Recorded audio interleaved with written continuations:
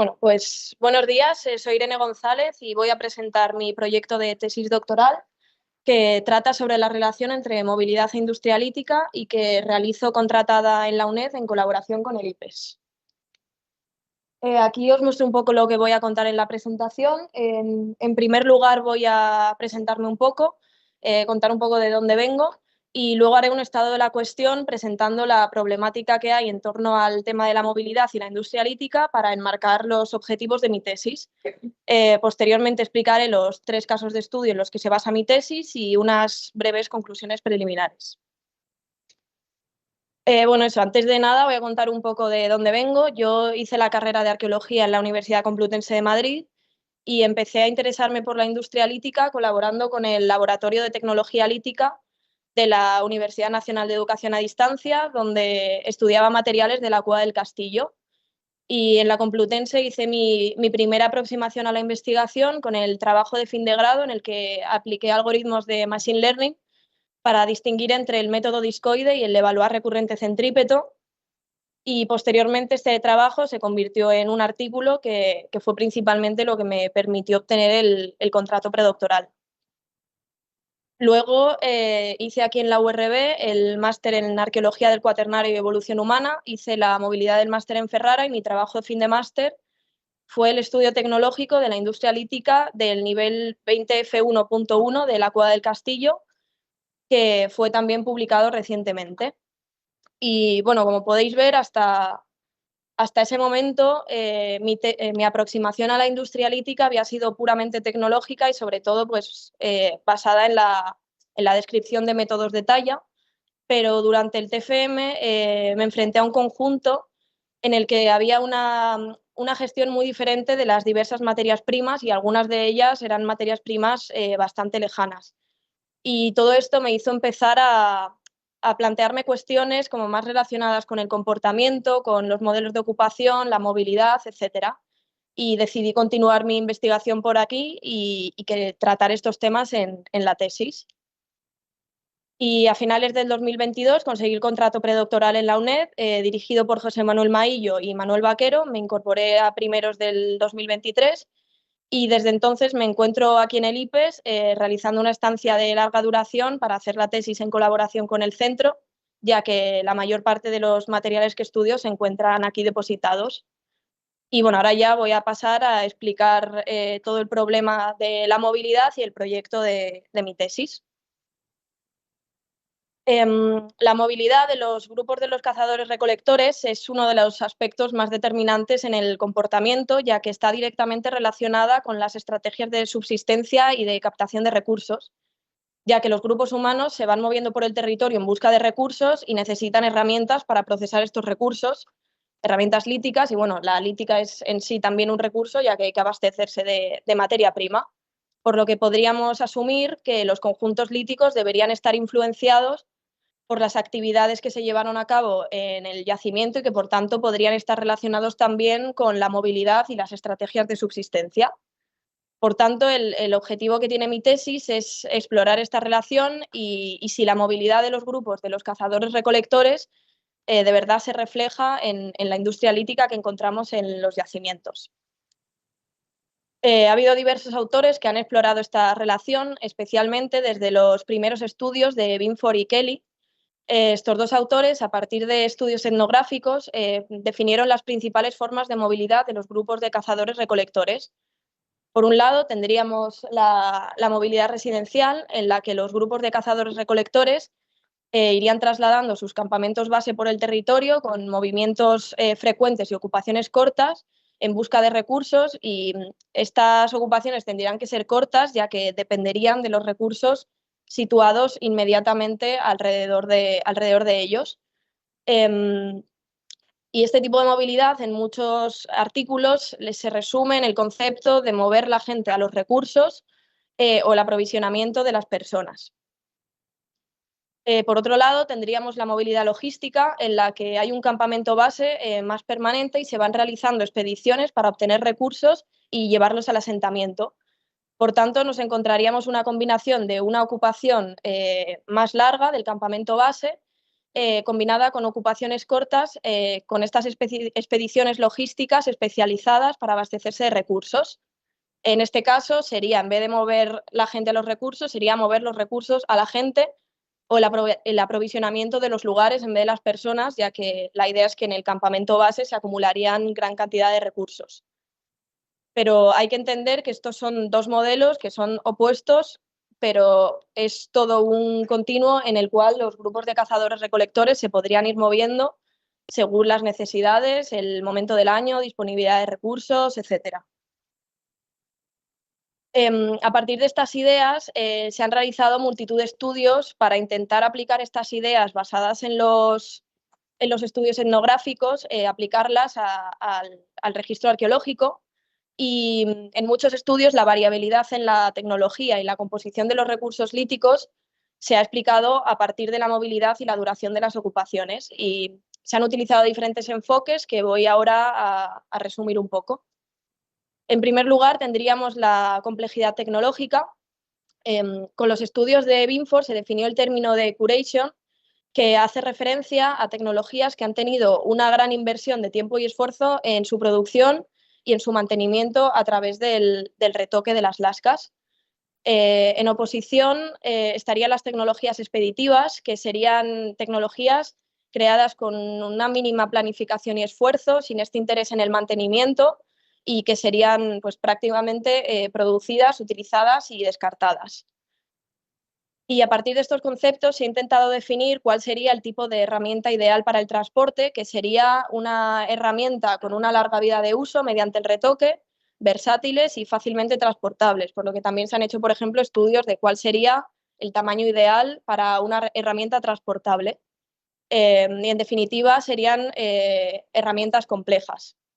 Y a partir de todas estas ideas, en muchos estudios se ha asumido que las tecnologías más complejas y con muchos retocados estarían asociadas a ocupaciones cortas y con un patrón de movilidad residencial, y que las tecnologías más simples corresponderían a ocupaciones largas con un patrón de movilidad logístico. También se ha utilizado la densidad de artefactos y retocados a partir de este índice que sugiere que las altas frecuencias de retocados y bajas densidades de artefactos corresponderían a ocupaciones cortas y a movilidad residencial, y las bajas frecuencias de retocados y altas densidades de artefactos significarían ocupaciones largas y un modelo de movilidad logístico. También las materias primas se han utilizado mucho como indicador de movilidad, ya que en los casos en los que las áreas fuente están bien localizadas, son muy buenos indicadores de movimiento, ya que se puede observar el rango de explotación que tenían estos grupos, intercambios, la existencia de posibles corredores naturales, etc. Los elementos altamente retocados, como por ejemplo las puntas bifaciales, como ya he comentado, también se han visto como evidencias de movilidad, ya que se considera que un alto grado de retoque podría corresponder no solo a la búsqueda de una determinada forma en las herramientas, sino a una necesidad de aprovechar la materia prima al máximo y a una incertidumbre respecto a cuándo se van a encontrar de nuevo materias primas. Por último, también se ha utilizado el enfoque de la fragmentación de las cadenas operativas, tanto a partir del análisis tecnológico de las fases de la producción, como mediante enfoques como las Raw Material Units y los remontajes, en los que se pueden observar diferentes eventos de talla, las secuencias de talla, procesos de importación y exportación de productos líticos a los yacimientos y cosas así. Aquí podéis ver algunos de los criterios tradicionales para la estimación de la duración de las ocupaciones, basados no solo en los restos líticos, sino también en muchos casos en factores espaciales. Sin embargo, todo esto tiene algunos problemas. Por ejemplo, hay diversos estudios que se centran en un único proxy como marcador de la movilidad, se generaliza y se contradicen con otros estudios en los que se utilizan otro tipo de enfoques. También a veces se utiliza la movilidad para explicar las diferencias entre conjuntos líticos sin pararnos a explicar en qué grado la movilidad ha influido en que un conjunto lítico sea de una forma o de otra, y se convierte así el concepto de movilidad un poco en como el cajón desastre para explicar las diferencias cuando a veces no sabemos por qué existen estas diferencias. También se ha discutido la relación entre la complejidad de las tecnologías y unos tipos u otros de ocupación, ya que, por ejemplo, las tecnologías expeditivas se encuentran a lo largo de todo el registro arqueológico, incluso de cosas que se han considerado como estancias cortas. Y también en el caso de que consigamos identificar una ocupación corta, tenemos que plantearnos qué es una ocupación corta, porque, por ejemplo, en los estudios etnográficos se ha visto que las ocupaciones, que las expediciones logísticas pueden ir desde algunos días a incluso semanas. Y en el caso de que las consigamos identificar, en ambos tipos de movilidad hay ocupaciones cortas, entonces también habría que plantearse qué papel está ocupando esa ocupación corta dentro de todo el patrón de movilidad de los grupos. También hay que tener en cuenta el problema de los palimpsestos y cómo podemos obtener información sobre aspectos temporales de un conjunto si no somos capaces de diferenciar entre las ocupaciones que hay en un mismo nivel arqueológico. Porque, por ejemplo, pues diferentes niveles arqueológicos tienen diferentes tasas de sedimentación y, por ejemplo, en un conjunto con una tasa de sedimentación muy lenta podríamos encontrarnos ante ocupaciones cortas con actividades específicas y que a nuestros ojos pase como una ocupación larga con diversas actividades. Entonces, para abordar estos temas es necesario seguir desarrollando métodos de disección de palimpsestos. Otros problemas van relacionados, por ejemplo, con asumir que un alto grado de aprovechamiento de la materia prima tiene que ir necesariamente ligado a una alta movilidad y incertidumbre, porque tendríamos que preguntarnos, por ejemplo, si en estos grupos con una alta movilidad, que a veces se ha sugerido que podrían ir siguiendo a especies de fauna migratoria, si no se estarían moviendo por lugares que conocen previamente, porque se mueven por ahí anualmente y que a lo mejor sí que conocen dónde van a encontrar materias primas. Y claro, hay que tener en cuenta que no sería la misma la forma de comportarse de un grupo que se mueve mucho explorando un territorio nuevo que no conoce a un grupo que se mueve mucho por un territorio que conoce y donde sabe dónde puede encontrar materias primas. Y de hecho hay algunos autores que han apuntado que con una mayor movilidad habría más posibilidad de encontrar fuentes de materia prima y que sería en las ocupaciones cortas cuando estas fuentes pueden acabarse y que habría que aprovecharlas más. También hay que pensar en el tamaño del grupo, porque un grupo pequeño, bueno, diferentes combinaciones del tamaño del grupo y días de estancia pueden producir resultados similares en cuanto a densidad de producción lítica. Un grupo pequeño que está mucho tiempo en un mismo sitio puede producir el mismo número de restos líticos que un grupo más pequeño, que un grupo más grande que está menos tiempo. Y también habría que comentar que la evidencia arqueológica muestra también transportes de elementos líticos que no corresponden para nada al ideal de las herramientas transportadas y, por ejemplo, se transportan lascas simples, lascas de los primeros estadios de la producción, que no corresponderían con estas lascas altamente planificadas, lascas sin retocar, errores de talla. Y, por ejemplo, el abric romaní es ejemplo de esto, que ahora más adelante lo comentaré. Y bueno, por tanto, hay que ser muy cautos a la hora de tratar de inferir los patrones de movilidad y los tipos de ocupación solo a partir de la industria lítica, porque tenemos evidencias que pueden ser muy contradictorias. Bueno, a causa de todos estos problemas, el objetivo de mi tesis es explorar si es cierto que existen aspectos de la industria lítica que están directamente relacionados, bueno, más concretamente aspectos de la tecnología que están directamente relacionados con la movilidad, o si sería más adecuado atribuir la variabilidad en los conjuntos a otros aspectos. Y para ello voy a analizar diferentes conjuntos líticos utilizando diferentes enfoques que se han utilizado tradicionalmente para tratar el tema de la movilidad, como las materias primas, la presencia e intensidad del retoque, el grado de reducción, la utilización de tecnologías con un mayor o menor grado de predeterminación y complejidad, fragmentación de las cadenas operativas y aspectos similares. Y un aspecto importante a tener en cuenta es que a causa de todos estos problemas yo no voy a estudiar conjuntos completos, sino que me estoy centrando en partes concretas de conjuntos que tienen evidencia de movilidad. Y esto es así porque pensamos que si lo que hago es estudiar un conjunto completo y a partir de ahí intentar inferir las características de la movilidad de esos grupos, al final lo que estaría haciendo es aplicar la idea a priori que yo tengo sobre cómo creo que deberían ser los conjuntos líticos de cierto tipo de movilidad. Entonces, pues creemos que el enfoque más correcto sería al revés, eh, escoger elementos que sabemos que se han transportado y observar si tienen cosas en común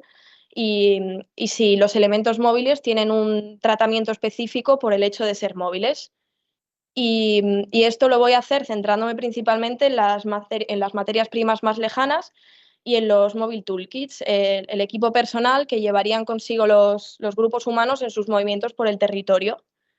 También creemos que así se puede reducir ligeramente el impacto de los palinsestos en estos estudios sobre movilidad, aunque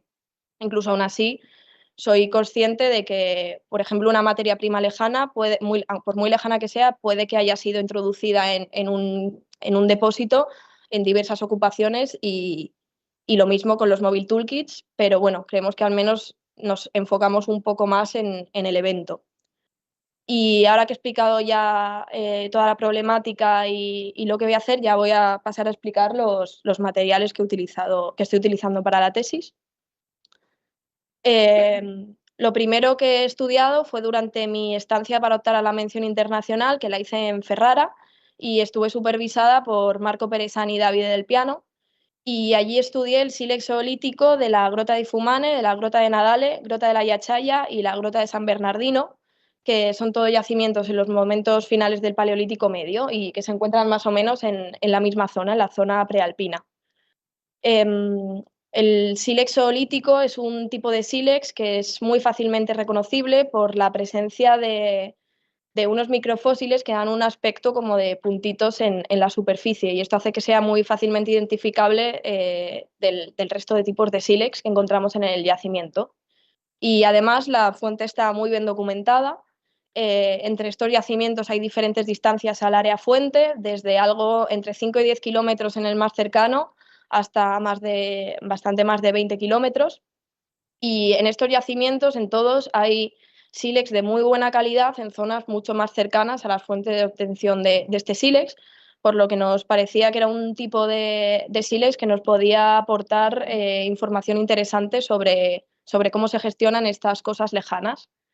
Y el interés en este caso ha estado principalmente en las formas de gestión de la materia prima, en las formas de introducción,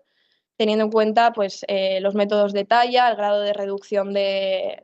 estos elementos, etc. Y actualmente estamos acabando de preparar el artículo y bueno, esperamos que se publique a lo largo de este año. Estos son ejemplos del sílex oolítico. A la izquierda está el de la Grota de Fumane, que es el yacimiento más cercano a esta fuente y es en el que más hay, en el resto es bastante más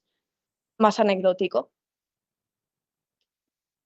Luego, en segundo lugar, durante este año he estado trabajando en lo que será el segundo artículo, que sería sobre los Mobile Toolkits de los niveles M y P de la Brick Romaní. Los Mobile Toolkits ya habían sido identificados previamente a mi trabajo por otros miembros del equipo, esto no lo hice yo, y los identificaron mediante el enfoque de las Raw Material Units y los remontajes, que mediante este enfoque se identifican los elementos líticos que corresponden a un mismo nódulo, permitiendo así identificar los eventos de talla que han sido producidos en el mismo yacimiento,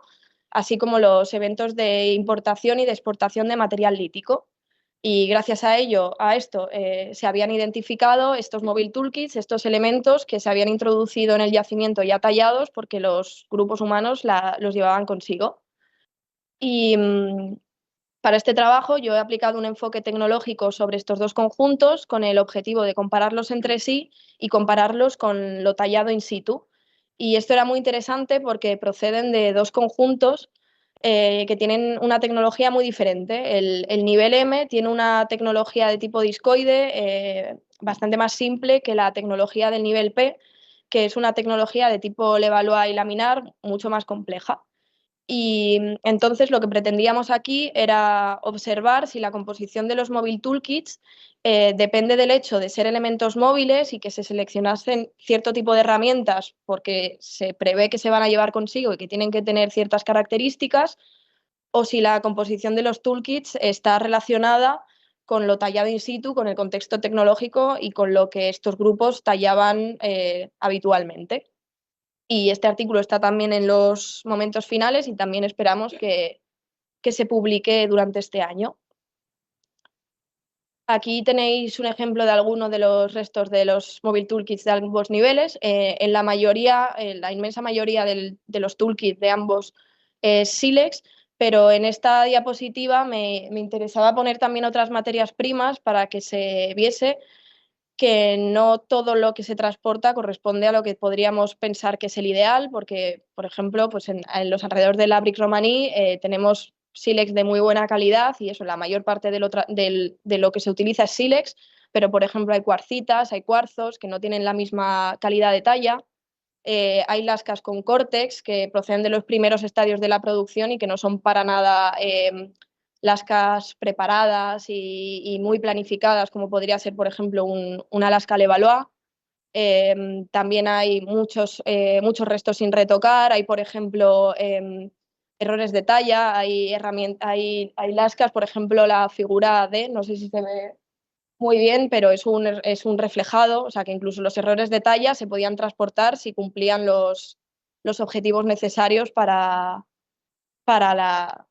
los objetivos que tenían estos grupos. Y por último, el último conjunto que voy a estudiar durante la tesis, que es lo que haré a lo largo de este año, en este caso es Paleolítico Superior, el Molí del Salt. Voy a estudiar el sílex de Ulldemolins, que es el sílex más lejano que se encuentra en este yacimiento. Y el enfoque va a ser un enfoque similar a lo que hice para los yacimientos italianos, centrándome en las formas de introducción, los métodos de talla, el grado de explotación de las herramientas, etc. Y en este caso queríamos cambiar e introducir también Paleolítico Superior, porque bueno, yo lo que he hecho siempre ha sido Paleolítico Medio, y uno de los problemas que a veces se mencionan en estos estudios de movilidad es que están basados en datos etnográficos hechos obviamente sobre nuestra especie y que entonces a lo mejor en el Paleolítico Medio podría ser diferente. Entonces nos interesaba también meter un conjunto del Paleolítico Superior para ver si llegamos a conclusiones diferentes a lo que vemos al estudiar el Paleolítico Medio. Aquí os muestro una foto de un afloramiento del Sires de Ulldemolins y de dos elementos retocados del Molí del Salt. Y bueno, hasta aquí iría mi proyecto de tesis. Actualmente llevo la mitad de la tesis, me quedan ahora mismo, el mes que viene empiezo mi tercer año, me quedan dos, pero de momento pues puedo hacer algunas conclusiones preliminares y en primer lugar me gustaría destacar la necesidad de centrarnos en los eventos y no tanto en la tendencia general cuando queremos hacer estudios sobre movilidad y tipos de ocupaciones, porque a pesar de que ver las tendencias generales pues, nos aporta mucha información y puede ser muy valioso para determinados estudios, si lo que queremos es ver el comportamiento mucho más a corto plazo, pues tenemos que intentar eso, centrarnos en el corto plazo y intentar centrarnos lo más posible en eventos concretos. Por otro lado, también que el comportamiento en el Paleolítico tenía un alto grado de variabilidad. No siempre que nos encontremos cierto tipo de herramienta siempre tiene por qué significar lo mismo. Tenemos que ponerlo en contexto con el resto del yacimiento y esto me lleva un poco al siguiente punto, que es que necesitamos para estudios de movilidad y estudios de tipos de ocupaciones, necesitamos estudios interdisciplinares. Necesitamos estudios espaciales, tafonómicos, de estacionalidad, de formación de procesos de formación de yacimientos, etcétera. Porque solo poniendo en conjunto todo vamos a poder ver qué es lo que estaba pasando en esa ocupación en concreto. Y bueno, pues es un tema muy complejo porque las cuestiones de comportamiento, de temporalidad y de movilidad pues son de las más complicadas de observar en el registro arqueológico. Y sé que no voy a ser yo quien acabe con este debate, pero bueno, al menos pues espero poder aportar alguna idea. Muchas gracias.